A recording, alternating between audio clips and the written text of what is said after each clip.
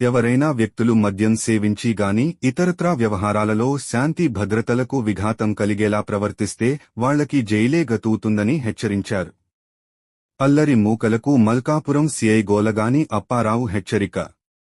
మల్కాపురం ఏరియాలో ఎవరైనా వ్యక్తులు మద్యం సేవించి గాని ఇతరత్రా వ్యవహారాలలో శాంతి భద్రతలకు విఘాతం కలిగేలా ప్రవర్తిస్తే వాళ్లకి జైలే గతువుతుందని హెచ్చరించారు. ఒక కేసుకు సంబంధించి వివరాలు తెలియజేస్తూ శుక్రవారం అనగా 17 ఏప్రిల్ 2026 రాత్రి సుమారు 8:30 సమయంలో స్థానిక ఏకేసీ కాలనీకి సంబంధించిన గణేష్ మరియు వినోద్ కుమార్ అనే వ్యక్తులు మల్కాపురం రామకృష్ణపురం దగ్గర ఉన్న ఒక వైన్ షాపులో మద్యం సేవించడానికి వెళ్లగా అప్పటికే అక్కడ చోడవరం మండలం లక్కవరం గ్రామానికి చెందిన పుట్నూరు ప్రసాద్ అను పేరుగల ఆటో డ్రైవర్ మద్యం తాగుతూ మద్యం మత్తులో వినోద్ కుమార్ మరియు గణేశులతో వాగ్వివాదానికి దిగి వారిపై బీరు బాటిల్తో దాడి చేయగా ఏకేసీ కాలనీకి చెందిన వినోద్ కుమార్ అనే వ్యక్తి నుదుటిపై రక్తం వచ్చి గాయం జరిగింది. 4 కుట్లు పడినవి. అంతటా వినోద్ కుమార్ ఇచ్చిన ఫిర్యాదుపై సదరు ముద్దాయి చోడవరం మండలానికి చెందిన ఆటో డ్రైవర్కు క్రిమినల్ కేసు నమోదు చేసి